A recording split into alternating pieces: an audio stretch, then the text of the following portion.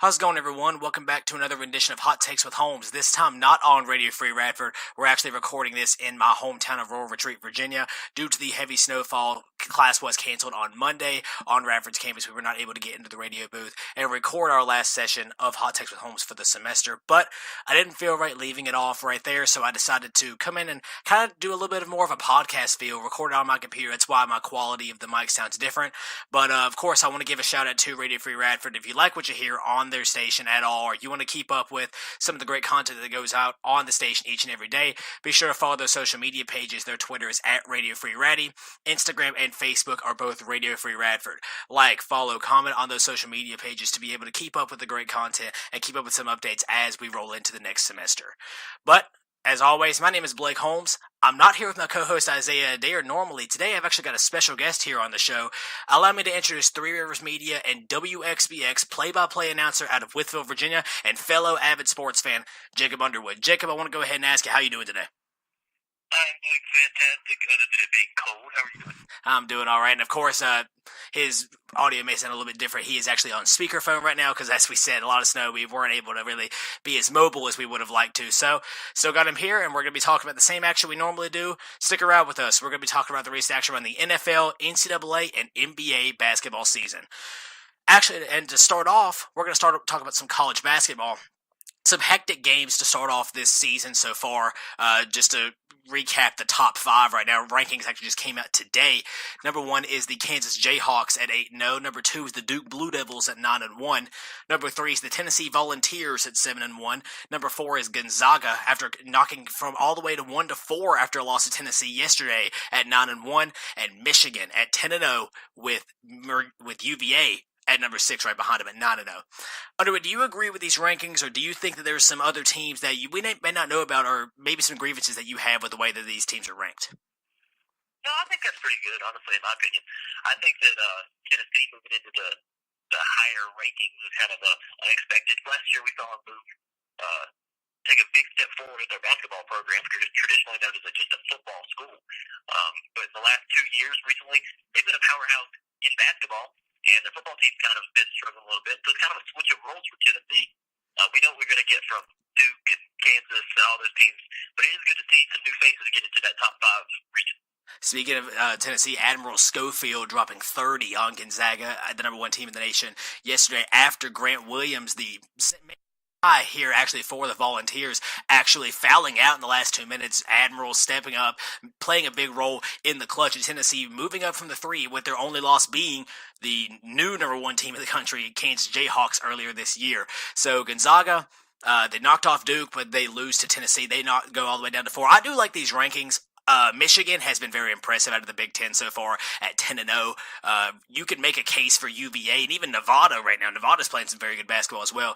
But Michigan's been the team that we saw in the NCAA tournament last year. And I really feel like they have the potential and the ability to run through the Big Ten to be able to continue their dominance and win the Big Ten yet again this year.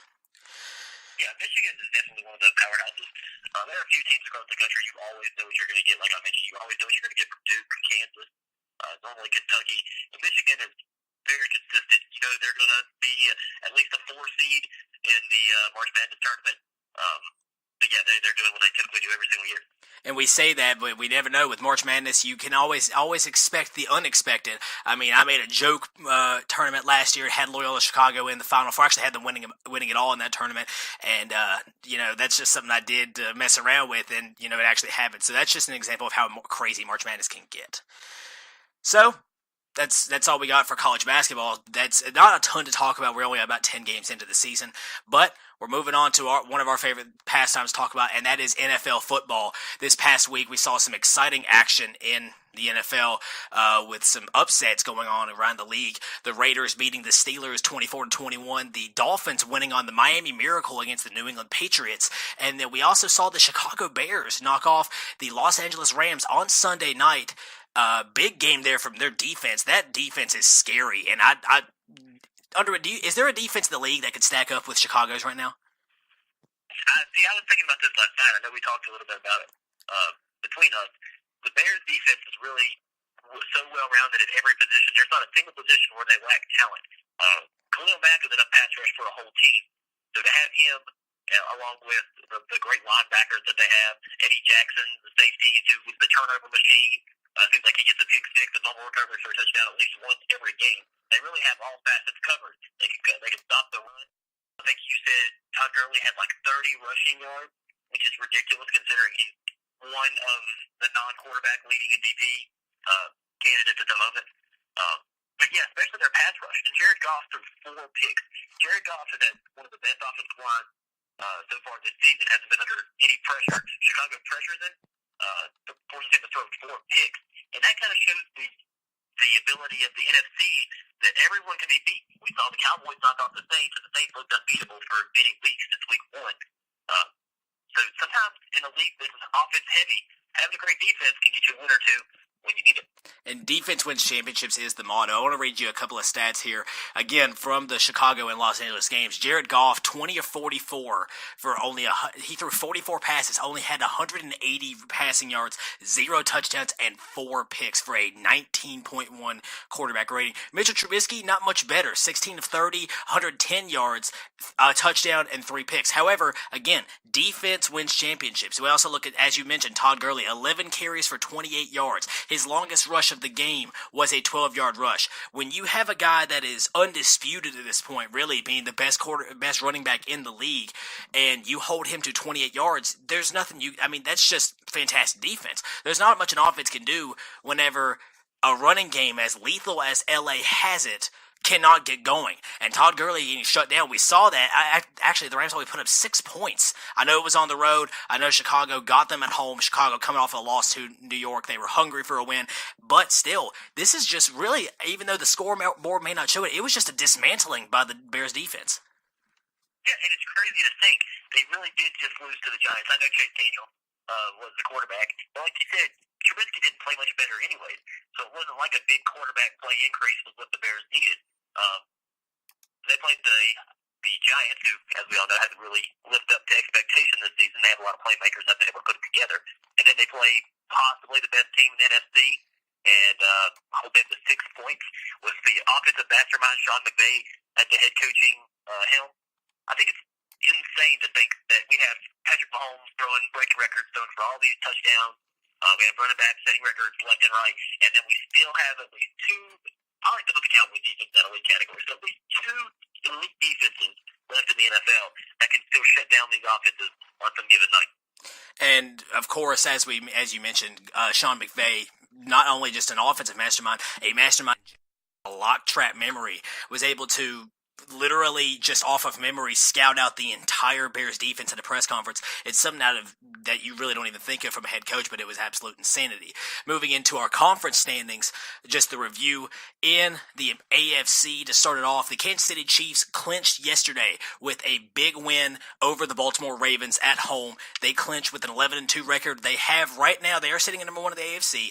They could still lose it. It's week 15, still 3 weeks to go. However, again, they have the number 1 spot right now. The New England Patriots have the 2 seed right behind them coming out of the AFC East. Again, lost to Miami after the miracle in Miami yesterday. The Houston Texans sit at 9-4, still one of the hottest teams in the league, even after coming off a loss to the Indianapolis Colts. The 4th seed in the conference right now is the Pittsburgh Steelers, but they are only a half game ahead of the Baltimore Ravens, who have been surging for a little bit, although I know they lost last week, but a loss to Kansas City is not a bad loss by any means. At the 5 spot, we have the Los Angeles Chargers at 10-3. Again, that's the team that could give Kansas City a run for their money. Kansas City's got to keep winning because LA keeps winning. They won 3 straight. And the 6th spot in the conference at this moment is the Baltimore Ravens at 7-6, with Indianapolis, Miami, and Tennessee right behind them. So a very close race in the AFC. We go to the NFC now. The 2 teams that have clinched are the New Orleans Saints and the Los Angeles Rams. They have both clinched their divisions. The Chicago Bears are the 3 seed at 9-4. The Dallas Cowboys are the 4th seed at 8-5. Seattle at 7-5 is right behind them, and the Minnesota Vikings at 6-5-1 are the 6th spot, with Carolina, Philadelphia, and Washington right on the outside. Underwood, I know we talk about typically it is the NFC that's a lot more well-rounded, but out of your your own intuition. And the AFC, the sixth spot right now, can go to a number of teams. I'll just read to you some of the teams that are still up for contention. You have the Ravens, the Colts, the Dolphins, the Titans, the Broncos, the Browns, believe it or not.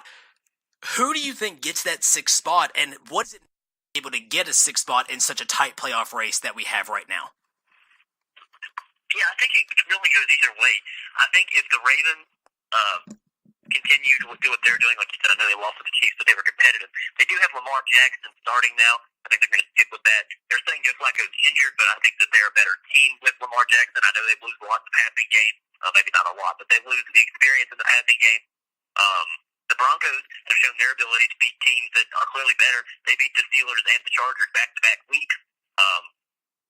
With Case Keenum playing great football, just not turning the ball over like he was earlier in the season. That's kind of what's been the Achilles heel of the Broncos. And their defense is always going to be at least stout. They're never going to have a bad defense. They have Von Miller and some of the names that they have there. The Browns are surging. If they could get some road wins, they could possibly get into contention. They've been decent at home this year. I believe they have actually a winning record, maybe a 500 record at home. So they're doing what they need to do. And the Colts with Andrew Luck are surprising. Putting my own prejudice for Andrew Luck aside, he has been tremendous this year, throwing to no-name receivers. I honestly can't name anyone on his receiving staff right off the top of my head because I know that the Colts have lost a lot of receivers, but he's doing good. He is the benefactor of an amazing offensive line. Quentin Nelson, one of the best guards already in the league, a rookie. And I think that it's important to realize with the Colts that Andrew Luck has sat out for 2 years before this. So it's been a while since Andrew Luck has been in this situation. Much in the season, needing wins to get to the postseason. So I'll be interested to see if he can continue to play at the high rate and possibly get the Colts in. And whichever team can get in, as we've seen, can upset that higher seed. All you need to do is get into the playoffs. Yeah, absolutely. It's about the team that can get into the playoffs, and if they can get in with a winning streak or they can get in with a little bit of momentum on their side, we've seen teams go from that sixth spot all the way to the Super Bowl and win it all before. So another team to look out for after a big win yesterday. Again, I know that it took a miracle to do it, but the Miami Dolphins with Kenyon Drake in the backfield, Devontae Parker, Kenny Steele still in the receiving game, Ryan Tannehill's actually back and finding his footing a little bit. I know New England seems to always have issues going to Miami for whatever reason it is, maybe going from the cold to hot climate. However, Dolphins are 6-1 at home. They are a very similar story to the Cleveland Browns. The Browns are 4-2-1 at home, 1-5 on the road. The Dolphins are 6-1 at home, 1-5 on the road. That is going to be the main thing. However, let's take a look at this. The Patriots 3-1 in the division. Dolphins 4-1. So the idea is if New England can lose games and go 1-2 over this next stretch, Miami goes 2-1, there's a chance they could sneak up and take the division from the New England Patriots, which is something that is literally unheard of when Tom Brady is healthy. They did it once. They did it once back, I believe, it was 2009, 2008, whenever Tom Brady tore his ACL at the beginning of the season. But this is without Tom Brady. This is with Tom Brady. This has never happened before. So the Dolphins have a great chance to come in and potentially take the division from the Patriots, and the Patriots don't have a slouch of a schedule by any means. Yeah, like you said, I read earlier that the Patriots were going for their 10th straight division-clinching game. That's outstanding. No team wins their division 10 straight years. That's ridiculous. I know in the NFC South, for the longest time, nobody even won it back-to-back, let alone 10 years straight. That just shows the consistency of the Patriots organization. Yeah, like you said, and the Patriots really don't have that easy of a schedule coming up. They do play the Steelers, who are a tough team, and it seems like every Steelers-Patriots game is close. It always comes down to the very end, as we all know the crazy game last year. So the Patriots need to be careful, especially since they just lost in Brady's House of Horrors because he seems to struggle in Miami. Or his team seems to struggle in Miami, I guess I should say, every single year. So the Patriots need to get their stuff together and win at least 2 of these last 3 games. Absolutely. And again, just to name the schedule that they do have left, they have the Steelers on the road. Then their next 2 games, they should handle their business. But, division games at the end of the year, we've seen it happen before. The Steelers out on the road. Then they have the Bills, who Josh Allen actually just broke Mike Vick's record for the most rushing yards by a quarterback in a 3-game span. He ran for over 300 rushing yards in 3 games. The Bills are a much better team with him with him under center compared to the other quarterbacks that they do have. So that's something to look out for. I know they get him at home, and the Jets as well. The Jets, if they get Darnold back, 17 matchup. I know Jets have been just criminally underachieving this year, but the Jets are a rebuilding franchise. If they have the chance to play a spoiler against the New England Patriots team in Week 17, you better believe they're going to come with their best game that they can possibly give. So the Patriots cannot overlook these teams. They can't sleep on these teams. They have to be able to come in and handle their business. And here's the thing: if they go 2-1. Let's say they lost to the Steelers and they won the next 2, or even beat the Steelers and lost, let's say, the Bills in Week 16, and Miami won out. Miami then wins the division because they only had 1 loss in the division and the actual division, whereas New England, they had 2. So the idea is Miami still has a great shot to win the division. They need a little bit of help, but it's entirely possible. So that's actually insane to think about. Miami really isn't out of it at all. It's not insane for a team to go on a 4-game win streak. We see it all the time. And the momentum that they just garnered from the Miami Miracle, if you haven't seen it, it's a tremendous play. It rarely happens ever. But yeah, Gronkowski stumbled at the goal line, basically allowing Drake to get to the end zone for Miami to win. That could be a momentum booster for the rest of the season. So if they're able to win these next 3 games, possibly win the division, even if they do end up with a wild card that's 6, if you have that 4-game streak under your belt, you feel like you can beat anybody. And like we've seen, no team is unbeatable this year. The Saints just got beat by the Cowboys. They were down 14-3 against the Bucs until the Saints finally started to score. Yeah, but no team is unbeatable. The Rams just lost. So it should be interesting, especially to see which teams get in the playoffs, because nobody's safe. Now, moving on to one of my favorite things to talk about is our week-by-week NFL predictions. This time, again, Isaiah will not be joining us for this week's predictions. We have our special guest. So at Week 15 coming up, again, 3 games left in the season. Seems like it's flown by this year. So Week 15, here we go. Starting off on Thursday night with the Los Angeles Chargers. I gotta say Los Angeles, make sure. The Chargers versus the Chiefs in Arrowhead. Chiefs, 11-2. They just come off of that scraper of a game against Baltimore. Again, you saw that they were missing Kareem Hunt in their offensive attack. But the Chargers on the road, this will be a game that ultimately decides the division, in my opinion, in the AFC West. It's possible that either team could still lose the division with a win. I believe actually the Chiefs may clinch it if they win. But the Chargers, if they win, Chiefs could still win with a little bit of help. I like the Chiefs to win this game at home. I think they continue. I think the home field advantage is what ultimately gives me that edge to pick the Chiefs. I think Mahomes, just listen, 322 of 482, 4,300 yards and 43 touchdowns. Insanity. They're playing against the Chargers that have a depleted secondary. I like the Chiefs to win this game at home in a nail-biter on Thursday night. It's crazy to think that a 11-2 team is still fighting for a division at this point. Typically, you see teams like that have already clinched. They're thinking about resting their starters. I am as well going to pick the Chiefs just based off the home field advantage. Arrowhead, there's a few places in the NFL that are entirely, if you especially on a Thursday night, if you go to play, we saw earlier, if you're a team, if you go on the road to Hines, if you play Pittsburgh on a Thursday, you're probably going to get beat. Foxborough, everyone knows what happens there. And Arrowhead, because of how loud the stadium is. Seattle's another place where the crowd's absolutely insane. But I'm going to pick the Chiefs right there. I do think that they need to maybe find a way to incorporate Spencer Ware, some of their other running backs, a little bit more.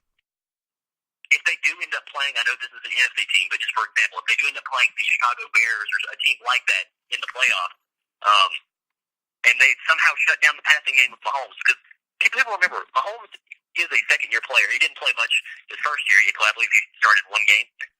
That's correct. So he will make mistakes at some point. He still had 5 turnovers in that game against the Rams, the classic shootout that we saw earlier in the season. He still had 5 turnovers and almost gave his team a chance to win. So it'll be interesting to see if they can kind of find a running game to open up more of the passing game, especially when Sammy Watkins gets back. I know they just signed Kelvin Benjamin. But Sammy Watkins and Kelvin Benjamin are 2 completely different realm players at this point in their careers. And I am going to pick the Chiefs, but I think it's going to be a close game. And I think it's going to come down to some type of game-winning drive, and Mahomes is going to have to earn the MVP. And remember, keep in mind, not only do they have Spencer Ware, they also have Turkandrick West in the reserves as well. So they have a pretty decent rushing attack that they could be using in their favor. But instead, they've been again, they looked very one-dimensional in the game yesterday against the Baltimore Ravens, in which they scraped by in overtime with a win. So moving on to the Houston game. At 4:30 on a Saturday. That's right, we're getting into Saturday football in the NFL with the NCAA going into the Texans taking on the Jets in New Jersey. Again, I know the Texans just lost to the Colts. I think that honestly, that makes me feel inclined to pick them even more because now they're frustrated. They just lost their streak. The Jets are 4-9. They have not been impressive a ton, much this year, especially with Josh McCown at the helm instead of Sam Darnold. Texans win this game. I think they win it big on the road, furthering their division lead on the AFC South. Yeah, I agree. I think Texans by at least 2 touchdowns. DeAndre Hopkins, unstoppable. And I really don't think the Jets have any corners that can really match up with him. Deshaun Watson, when he's able to use his legs, get out of the pocket, his capability and creativity to get down the field, their offense is pretty amazing. The only thing that kind of worries me is their pass protection, but the Jets aren't really known for being a pass rushing team. They don't have the best defensive line. But yeah, I'm just going to take the Texans in a 14-17 point game. Don't worry, and don't forget about Demaryius Thomas on the other side as well. So the Texans have a very loaded attack with, as you mentioned, DeAndre Hopkins, Demaryius Thomas, Lamar Miller in the backfield. They have plenty of weapons. It's just up to them to use it on a depleted Jets team. Browns and Broncos in Denver on a Saturday night, 8:20 p.m. Browns are not out of the playoffs, as we mentioned earlier. They've actually been pretty good in recent weeks. The Broncos coming off of a big loss to the San Francisco 49ers, which they were down 20-0 at the half. They made a little bit of a comeback towards the end, but Nick Mullins, George Kittle, they were just too much for that Broncos team. And I'm going to go ahead and turn this on its head a little bit. I know that we talked about the Broncos, and I think that they still are a talented football team, but I'm actually going to pick the Browns here because the Broncos, we saw the impact that their defense and offense had yesterday. Earlier in the week, it was announced they lost Chris Harris Jr. for the season. Then they lost Emmanuel Sanders for the season, leaving their number one receiver to be the Cortland Sutton, a rookie receiver, it's either rookie or second year. So Denver, their defense is a little bit depleted. They lost their star corner, their number one guy, and their offense, they've also lost their number one guy. Browns are looking pretty good right now. I like the Browns. I know it's very hard, and that's probably not the right pick. I should probably stick with the Broncos, especially in Mile High. But I like the Browns to win on the road in an exciting game.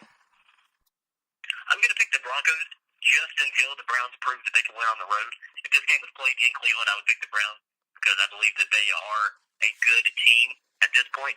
They are getting better and progressing each week. But I'm going to pick the Broncos simply because the Browns have to prove to me that they can win on the road.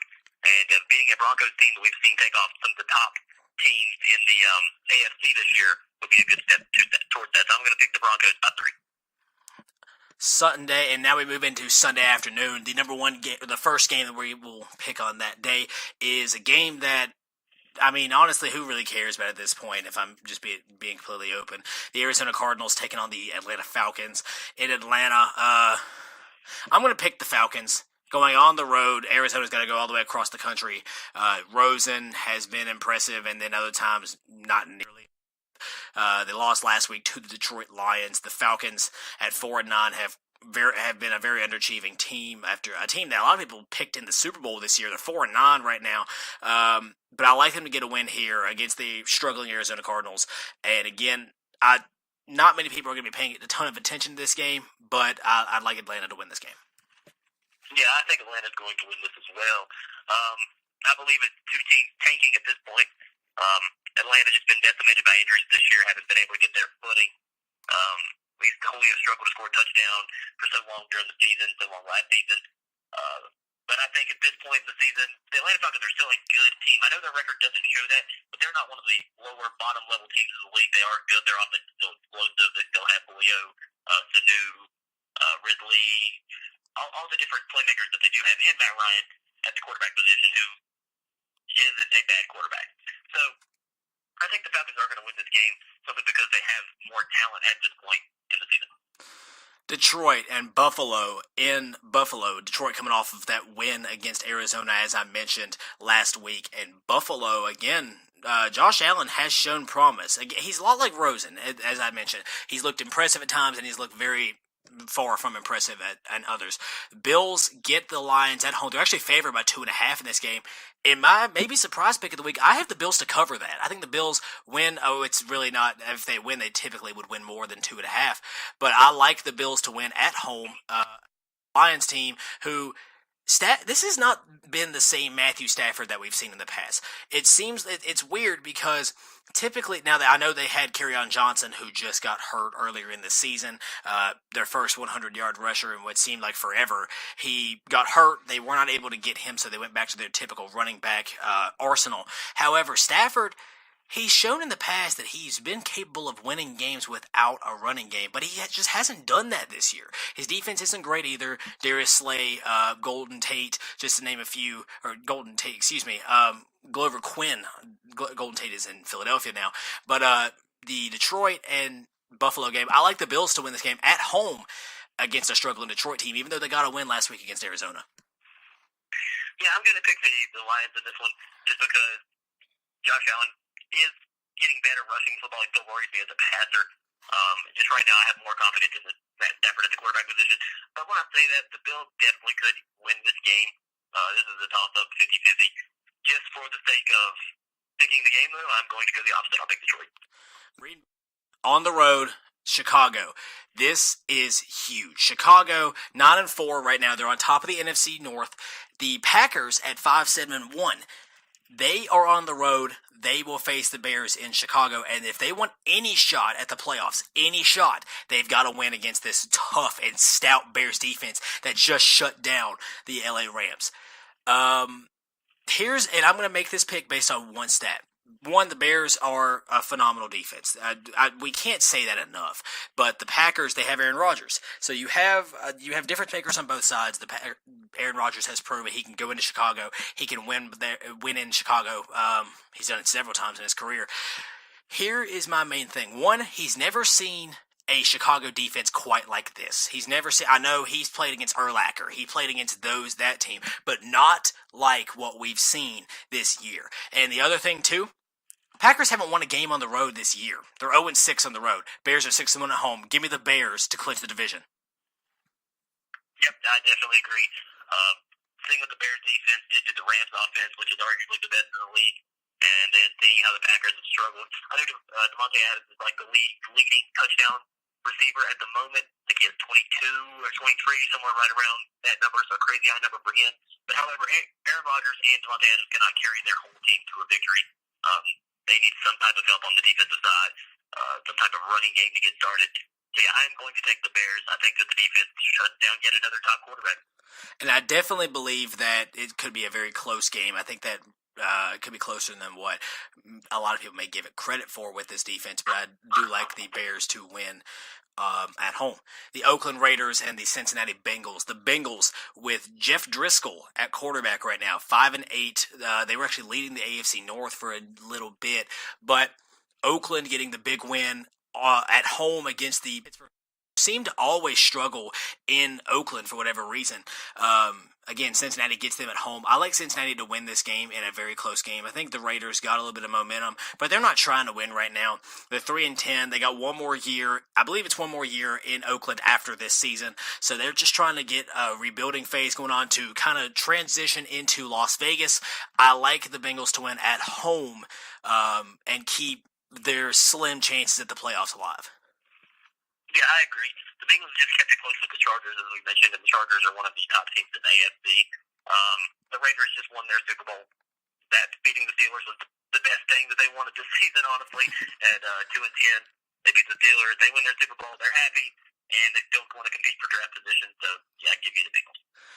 Remember, Oakland having 3 first-round picks this upcoming draft. That's something they're going to look out for as well. Dallas and Indianapolis in Lucas Oil Stadium in Indianapolis. This is actually a very tough game. Both teams looking pretty good right now. Colts lost a couple weeks ago to the Jacksonville Jaguars in London. However, the Dallas Cowboys, they came off of a win again. They've come off, I believe it's 2 or 3 straight wins, beating the Saints and then beating the Eagles last night in a very exciting game. So, Cowboys, I like the Cowboys to win this game, if I'm being completely honest. And he's showing it each and every week, but is it time to start thinking that maybe it was worth a first-round pick to get Amari Cooper? I like the Cowboys to go into Indy and win this game, and maybe the closest game of the week. Yeah, I think that the Cowboys are going to win this game as well. The only thing that worries me about Amari Cooper, he is balling out right now, he is playing amazing, is he started out the same way in Oakland. His very first year, he started out at the top of the top tier, and then when things kind of went downhill, you saw his effort fall off, and he became one of the league leaders and dropped. And the catch percentage went way, way down. So if he can sustain this type of play, definitely worth a first-round pick. But at some point, teams are going to go through losing streaks. Maybe not this season for the Cowboys. The Cowboys are probably going to win the NFC, get into the playoffs at this point. They have a stranglehold in the division, so they are probably going to win that division, barring something insane happening.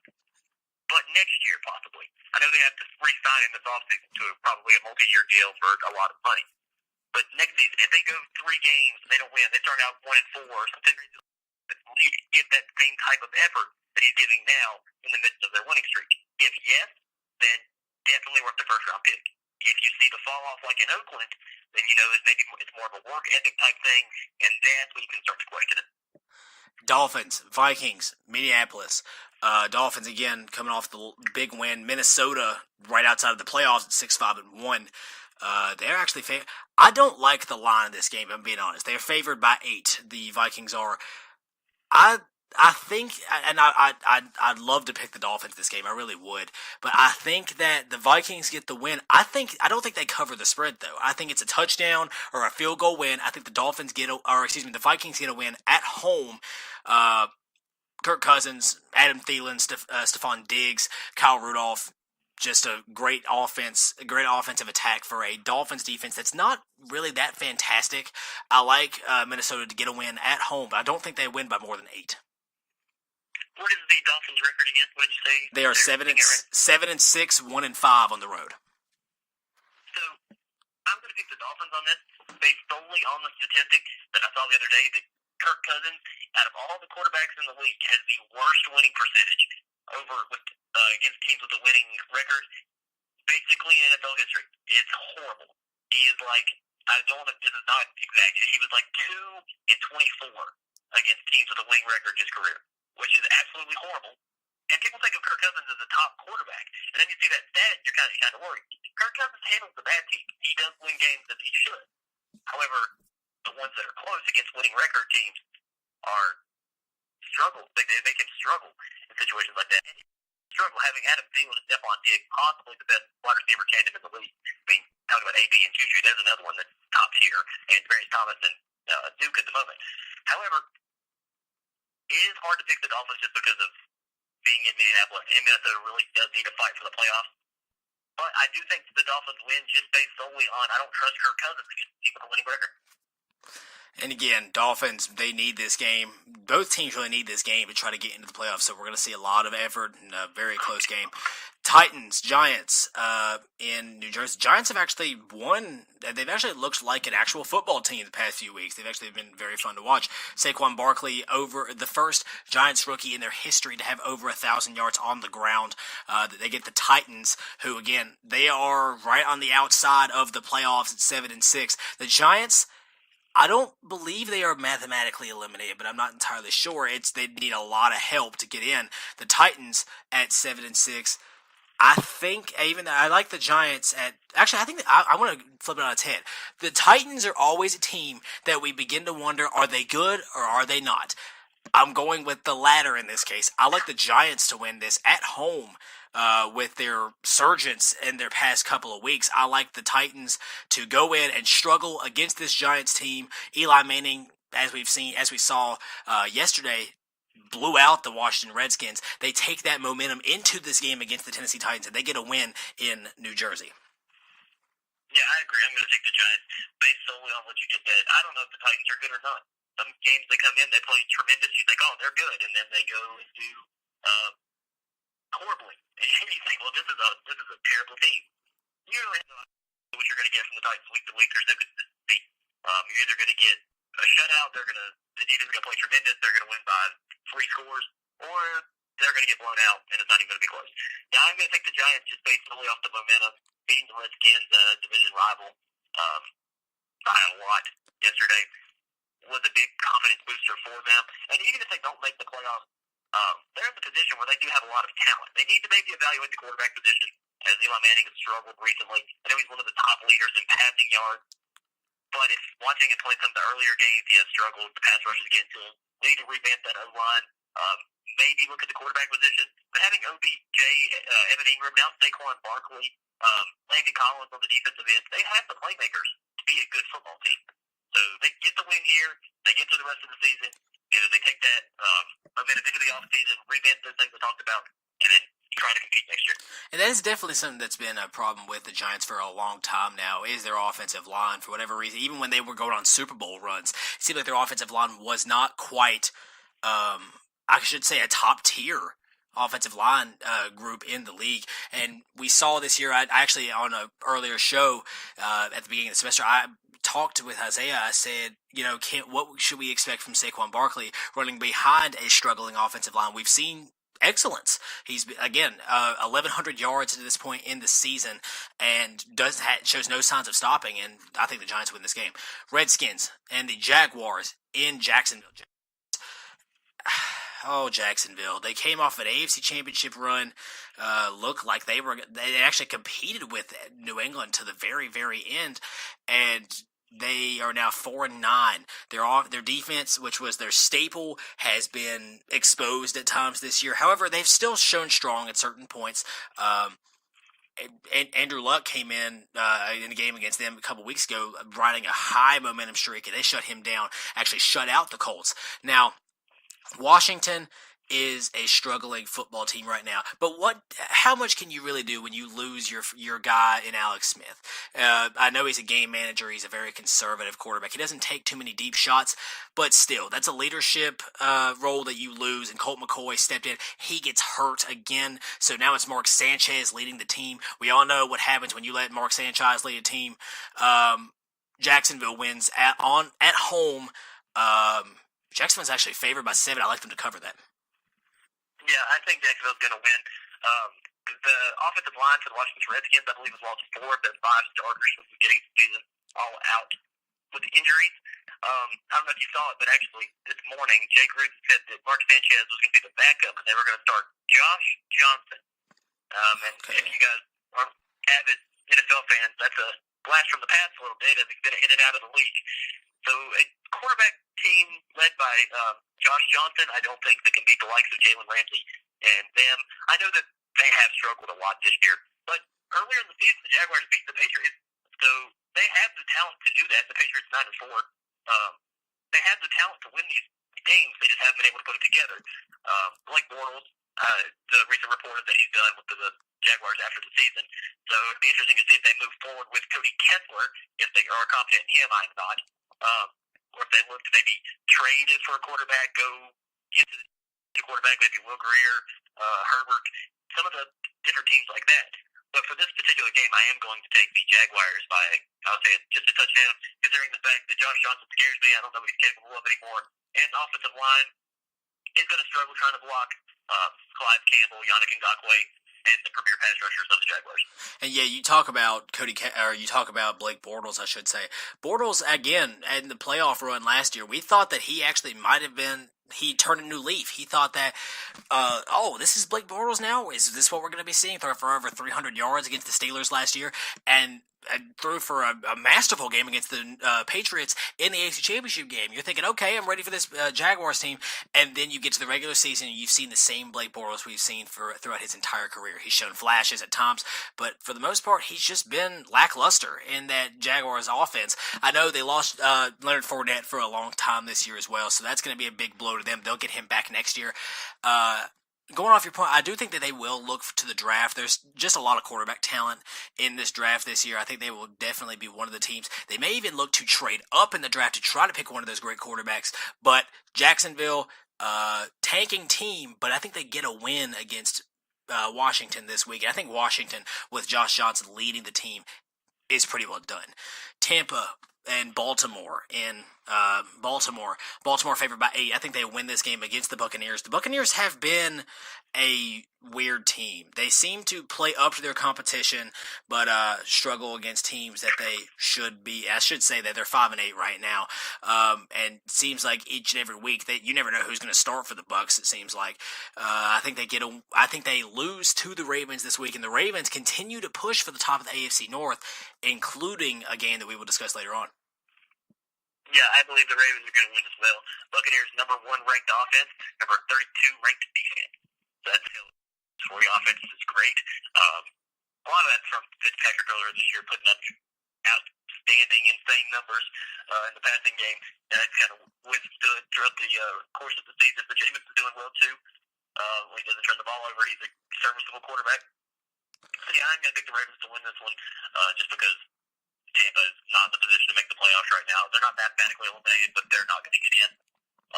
And the Ravens got a lot more to play for at this point.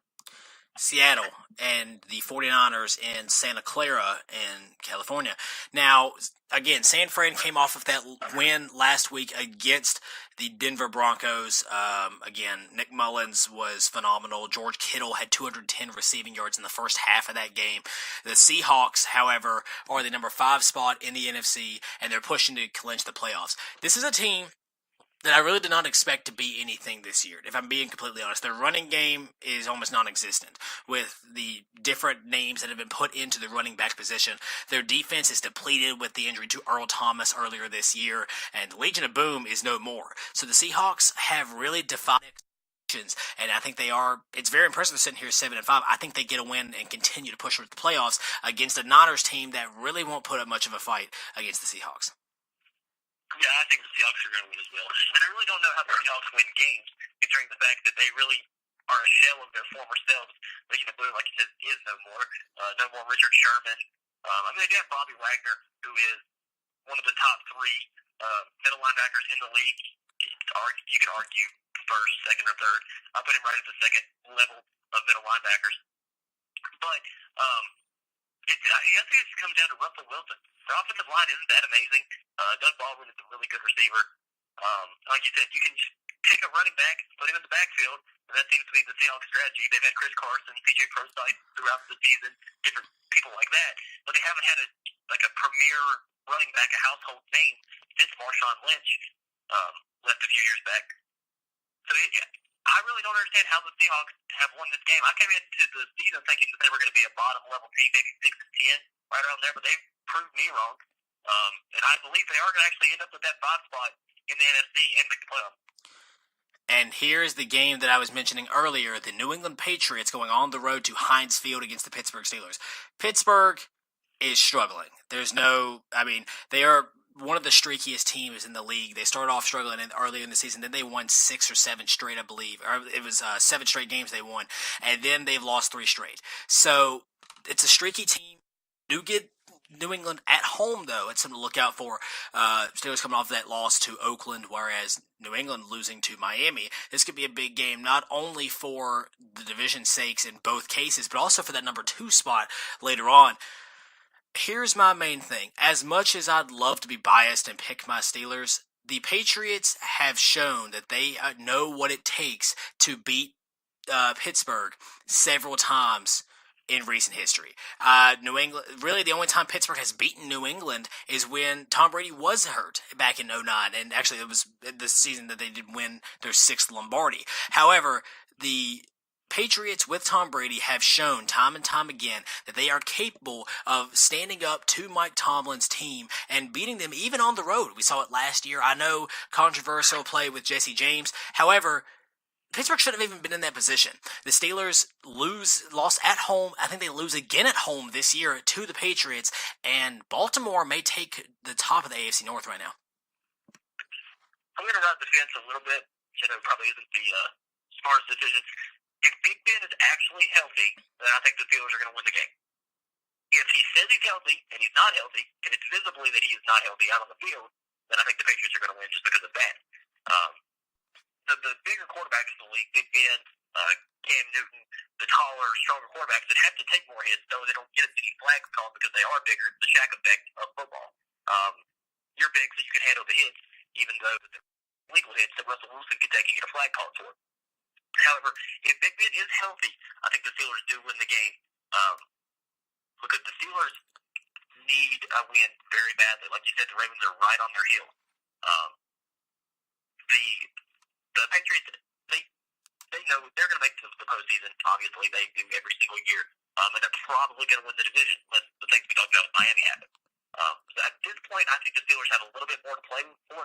I don't think if they want to come down to a situation where they possibly lose the division, end up in a wild card spot, and have to play on the road, because anyone who's followed the Steelers throughout the years know home Big Ben is different than away Big Ben. And if you can get as many home games as possible, that's why the 2 seed is really important to play that second game. And possibly, obviously, if you were to win that, you'd have to go on the road for the AFC Championship. But it is important to get as many home games as possible because Big Ben at home is tremendous. Big Ben away is worrisome at times. You have to pick your poison a little bit. If he's healthy, the Steelers win. If he's not healthy, the Patriots win. And we actually saw with a rib injury or a alleged rib injury. We don't really know the true details of what that injury was against Oakland yesterday, but Joshua Dobbs came in for a little bit. Really was not very impressive in that time that he got trying to hold a lead against the Raiders. Raiders ended up scoring. Mike Tomlin actually came out and said that they could have put Big Ben in a series or two before they did, but maybe they wanted to wait a little bit and decide to, only put him in if absolutely necessary, and it ultimately ended up costing them the game. However, as you mentioned, they do have a lot to play for in this game. They want to win the division. Not only do they want to, at the very least, if you are the Steelers and you had the streak that you had in the middle of the season, your goal needs to be at least a home playoff game, at least one. Because, and here's another thing too. Steelers, they had just lost James Conner.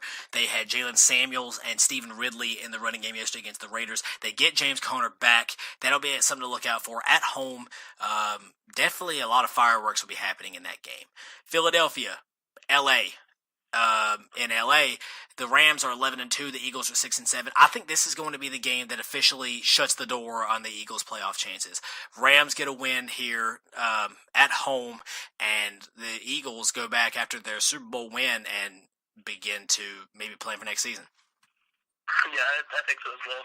The Rams will bounce back after their loss to Chicago, probably win by 10 or more points.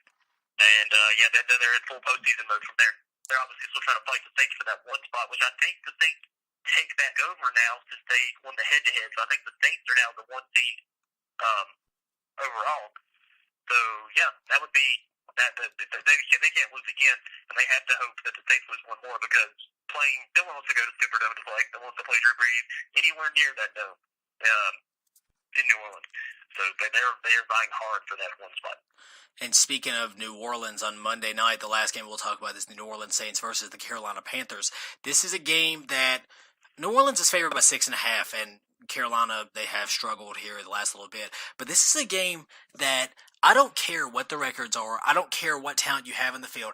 This is always a game that you can always circle on the calendar and say, this will be the game that shapes the NFC. Because not only are the Saints fighting with the Rams for a number 1 spot, they are fighting, and the Panthers are actually fighting for the playoffs right now. 6-7, they're right behind, as I mentioned, the number 6 seed right now, I believe.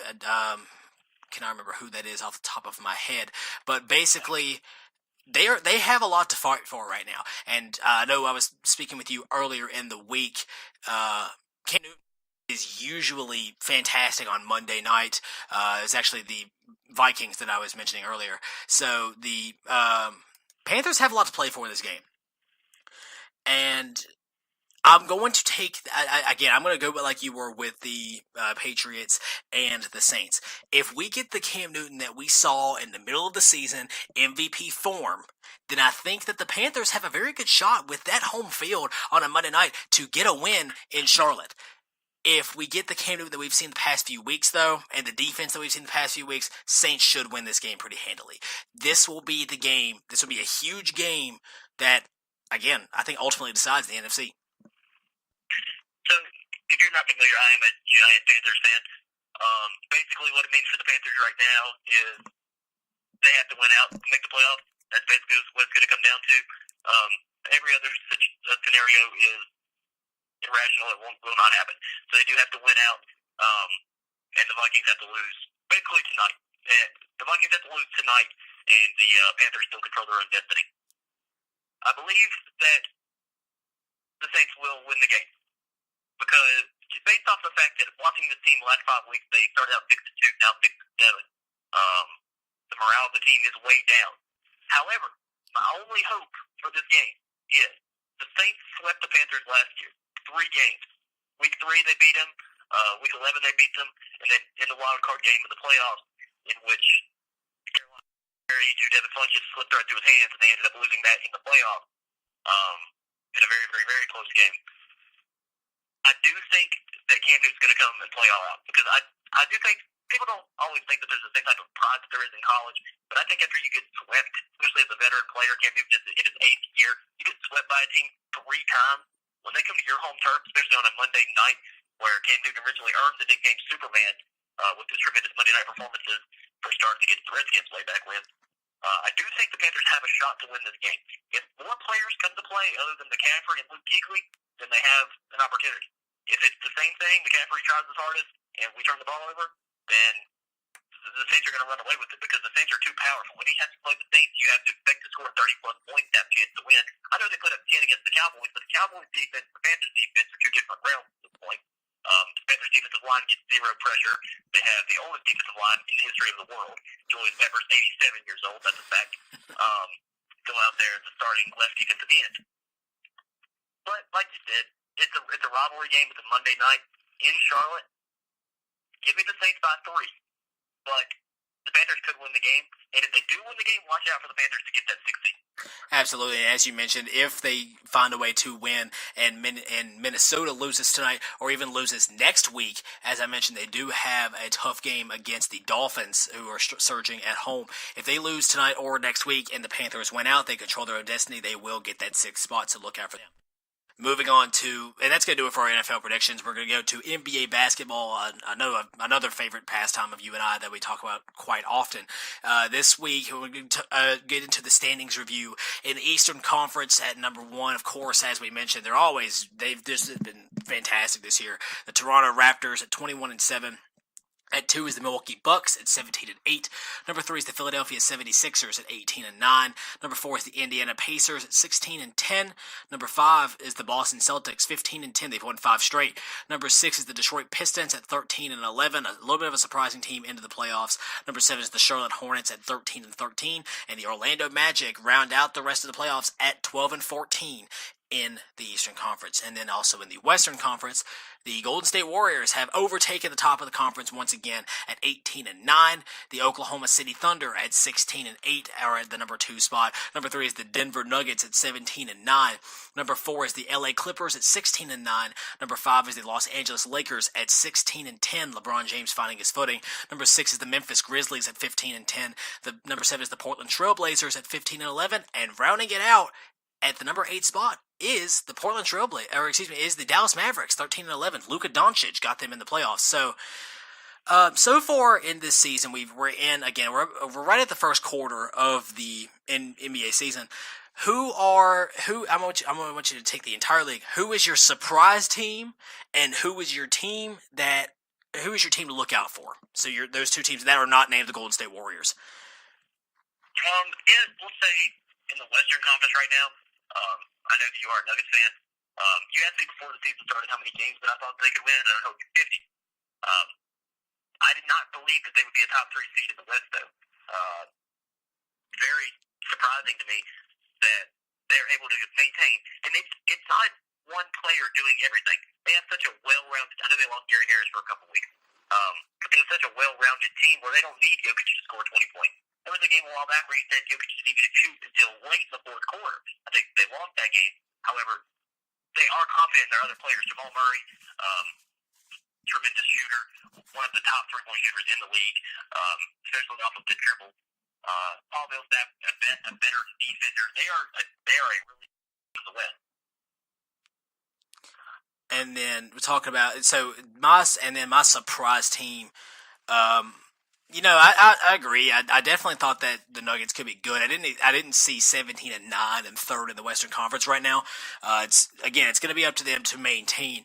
My surprise pick, though, in all honesty, is the Detroit Pistons at 13-11 in the Eastern Conference. I know they have a terrifying front court, Andre Drummond and Blake Griffin, Reggie Jackson still running the point for the Pistons, but they are a team that's sitting here at 13-11. Now, of course, if we go to the Western Conference and place them there, they would be the 8th seed in the West. They are the 6th seed in the Eastern Conference. But still, Blake Griffin is playing at levels that we barely saw in LA, let alone going into a new area. So the Pistons have been a surprise team so far. I'm not surprised with the Pacers, 16-10. I know we saw what they were capable of last year, but I think that the Pistons are the main team that I am surprised about, especially given that really, again, their front court's fantastic, but there's not really a true household name by any means on the rest of that roster. The Pistons are surprising. Yeah, definitely. I think you know for sure with the top 5-6 teams, the East, who's going to get in 7 and 8, possibly 6 too, is kind of iffy. Teams move around. I don't know if the Hornets are. I don't know if Kemba can keep it up the whole season long, the way that he's been carrying the Hornets. If he can, they'll probably get in as the 7, maybe the 8 seed, and have to go up against the Raptors, which is probably a first-round bounce, if we're being honest. But for Charlotte to be able to get into the playoffs would be tremendous for them after struggling for many years. I think it's crazy to think that Boston started out as bad as they did with all the playmakers.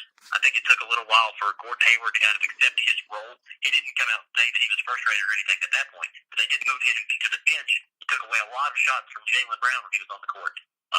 Jaylen, predominantly a slasher, he'll go finish the ball. He plays tremendous defense. He's always matched up on the best player.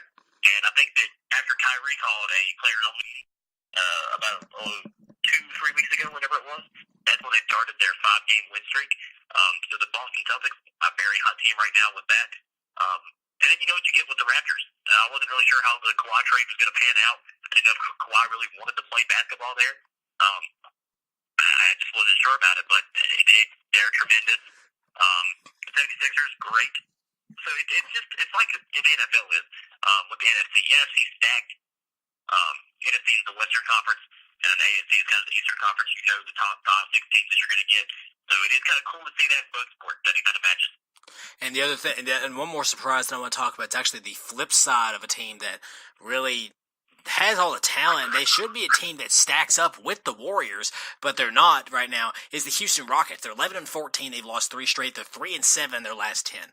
They tried the experiment with Carmelo Anthony early in the season. It didn't work out. Just, they were stagnant. They weren't really moving the ball to the best of their ability, and so they released Carmelo Anthony, but still, I know Chris Paul has been hurt as well, but they haven't been able to get ground. Eric Gordon has been frustrated, even in the media, past a little bit. James Harden still playing great basketball, but the Rockets are kind of showing that you can't rely on only one player. And James Harden, especially in this Western Conference, when you take a look, and it's insane because they're 11-14 and second to last in the conference. The only team worse is the worst team in the league, in the Phoenix Suns at 4-22. So the struggling right now, and they're going to look to potentially try to get back into their postseason form later on in the season. Now, last thing we want to cover is our players of the week. I do this every single week, and I always do this at bad time because this is almost like last week's Player of the Week because I believe it's either later today or tomorrow that the Players of the Week do get announced for this past week. So going from December 3rd is what this is in the Eastern Conference, we have Kawhi Leonard, and in the Western Conference, we have Paul Millsap. Kawhi from the Toronto Raptors, Paul Millsap from the Denver Nuggets. They actually butted heads last Monday, I believe, with the Nuggets getting the edge on the road. A big win for them. They've lost 2 straight since then. But Nuggets getting a big win against the Raptors in that sense. And Kawhi's just been a phenomenal player for the Raptors. Paul Millsap has been a guy that's just done it all for the Nuggets. So big weeks from them in that nomination.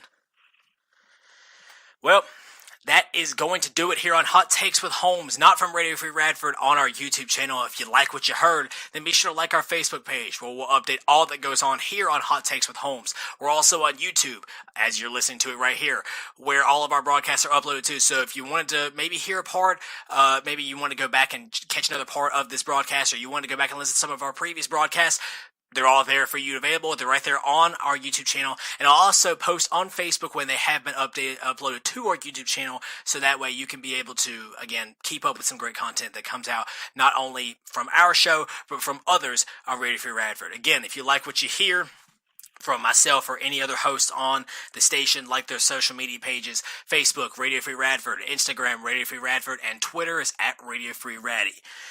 Again, I just wanted to go ahead and say thank you to my special guest, Jacob Underwood, for coming on and spending an hour of his time coming on talking about sports, something we usually do on the air, but I appreciate you coming on and talk about it on the air for us. Oh, yes, I had a great time. It's my favorite thing to talk about. Being able to do it in a little bit of a podcast setting is really cool. Like I said, we both do the play-by-play in colors for high school sports in Wood County, so it is cool to do a little bit of a different sports take and just talk about it.